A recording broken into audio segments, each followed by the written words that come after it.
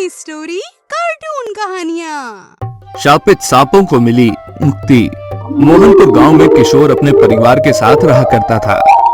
किशोर को शुरुआत में ही बांसुरी बजाने का बड़ा ही शौक था। वहीं किशोर भगवान शिव का बहुत ही बड़ा भक्त भी था, जिस वजह से वो उनकी रोजाना पूजा करने जाया करता था।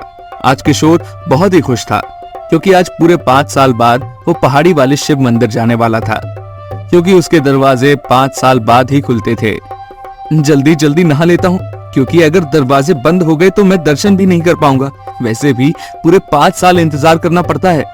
और ये कहकर किशोर जल्दी जल्दी नहा लेता है। इसके बाद वो तैयार होता है और अपनी माँ से कहता है, माँ, मैं पहाड़ी वाले शिव मंदिर पर जा रहा हूँ, शिव भगवान के दर्शन करने के लिए।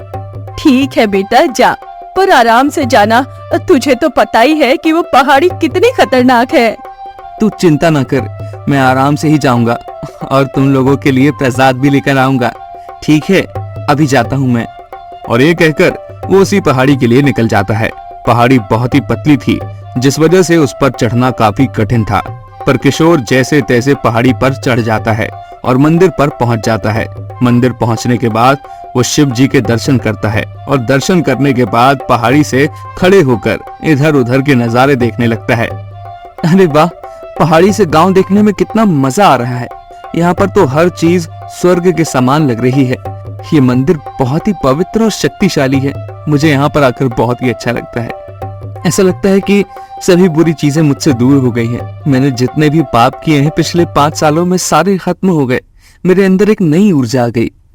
मैं भगवान शिव को अपने करीब महसूस कर पा रहा हूँ। तभी किशोर को लगता है जैसे किसी ने उसे आवाज दी हो। अरे मुझे ऐसा क्यों लगा जैसे किसी ने मुझे आवाज दी हो, पर यहाँ कोई दिखाई क्यों नहीं देता? ये कहीं मेरा भ्रम तो नहीं? आवाज में लेकिन मैंने सुनी तो थी। किशोर, ओ किशोर, मेरी सहायता करो। आवाज को सुनकर किशोर काफी हैरान होता है। वो काफी परेशान था क्योंकि उसे कोई दिखाई नहीं दे रहा था, सिर्फ आवाज आ रही थी। इसके बाद किशोर प्रसाद लेता है और वहां से जाने लगता है, पर फिर से उसे वही आवाज सुनाई देती है। अरे कहाँ जा रहे हो हमें छोड़कर? तुम ही एक हो जो हमारी मदद कर सकते हो। पर किशोर ध्यान नहीं देता और वहां से वो घर चला आता है। कैसा रहा? दर्शन हो गए आराम से? हाँ माँ, दर्शन आराम से हो गए, पर आज मेरे साथ बड़ा ही अजीब हादसा हुआ। पता नहीं मैं कैसे बताऊं आपको, लेकिन ऐसा क्या हो गया? जब मैं मंदिर से दर्शन करके आया तो मुझे ऐसा लगा कि जैसे कोई मुझे पुकार रहा हो, पर वहाँ कोई नहीं था माँ। क्या? ये तो बड़ी ही अजीब बात है। वैसे वो मंदिर तो पवित्र है, तो वहाँ पर भूत प्रेत तो नहीं होने चाहिए। अरे माँ, ये तुम कैसी बातें कर रही हो? भला मंदिर में भूत प्रेत कहाँ से होंगे? शायद मेरा भ्रम हो सकता है। हाँ, ये मेरा भ्रम ही होगा। हाँ, तूने बिल्कुल ठीक कहा, क्योंकि पहाड़ी पर अक्सर हमें ऐसी आवाज सुनाई देती है। चल तू जल्दी से हाथ मुंह धो ले, मैं तब तक तेरा खाना लगा देती हूँ। नहीं नहीं माँ, आज तो मेरा व्रत है, आज मैं खाना नहीं खाऊंगा। मैंने तो तुझे सुबह ही बता दिया था ना। और ये कहकर वो अपने काम में लग जाता है। रात होती है, किशोर सो जाता है, पर रात के समय उसे वही आवाज फिर से सुनाई देती है। किशोर, ओ किशोर, मैंने तुझे रोका, तू रुका क्यों नहीं? मुझे तुम्हारी मदद की जरूरत है। आवाज को सुनकर किशोर उठ जाता है। वो इधर उधर देखता है, पर उसके घर में कोई नहीं था। वो काफी परेशान था। आखिर वो आवाज उसे बार बार क्यों सुनाई दे रही थी? कौन है यहाँ जो मुझे पुकार रहा है? पर किसी की आवाज नहीं आई। और अगले दिन उसने फैसला किया कि वो उसी पहाड़ी पर जाएगा, और सुबह ही वो उसी पहाड़ी के लिए निकल पड़ता है। पहाड़ी पर पहुंचने के बाद वो इधर उधर देखता है, पर उसे कोई नहीं दिखाई देता। तो वो आवाज देता है, कौन है जो मुझे बुला रहा था? मैं आ गया हूँ, बताओ क्या काम है? क्यों मुझे परेशान कर रहे हो? तुम आ गए, मैं तुम्हारा ही इंतजार कर रहा था। कौन हो तुम? दिखाई क्यों नहीं दे रहे हो? कहाँ से आवाज आ रही है?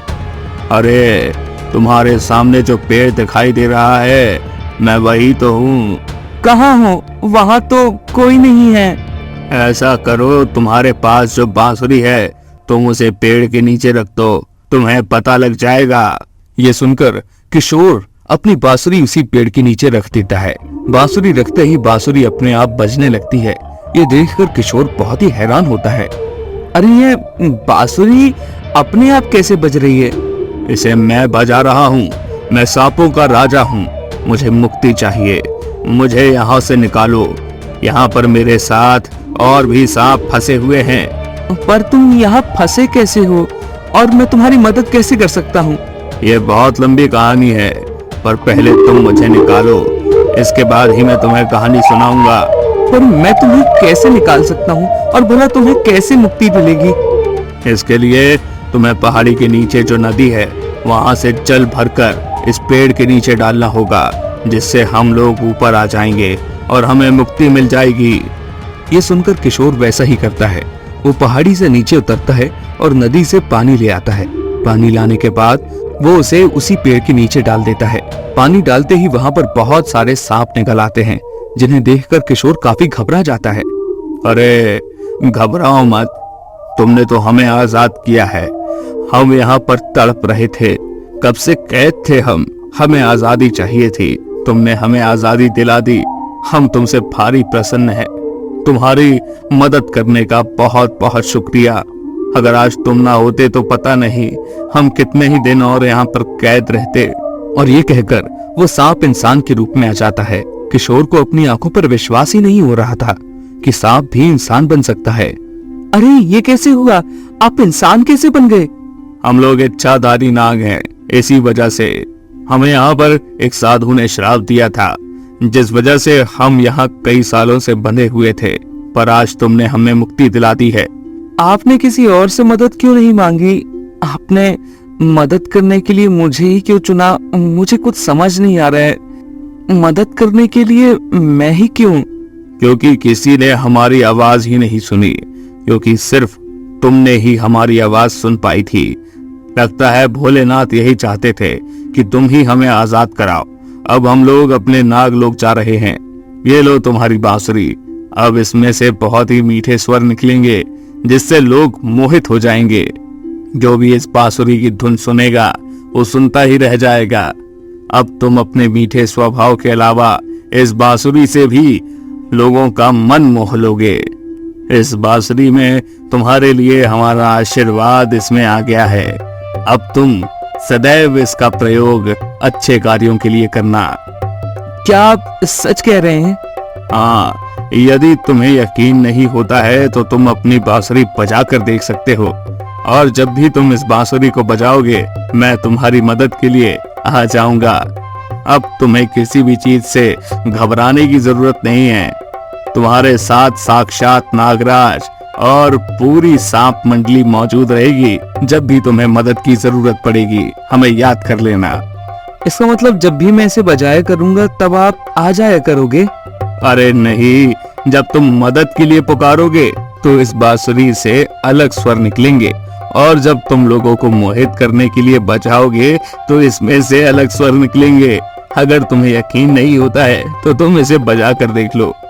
ये सुनकर किशोर अपनी बांसुरी बजाता है तो उसमें से बहुत मीठे स्वर निकलते हैं, जिसे देखकर किशोर बहुत ही खुश हो जाता है।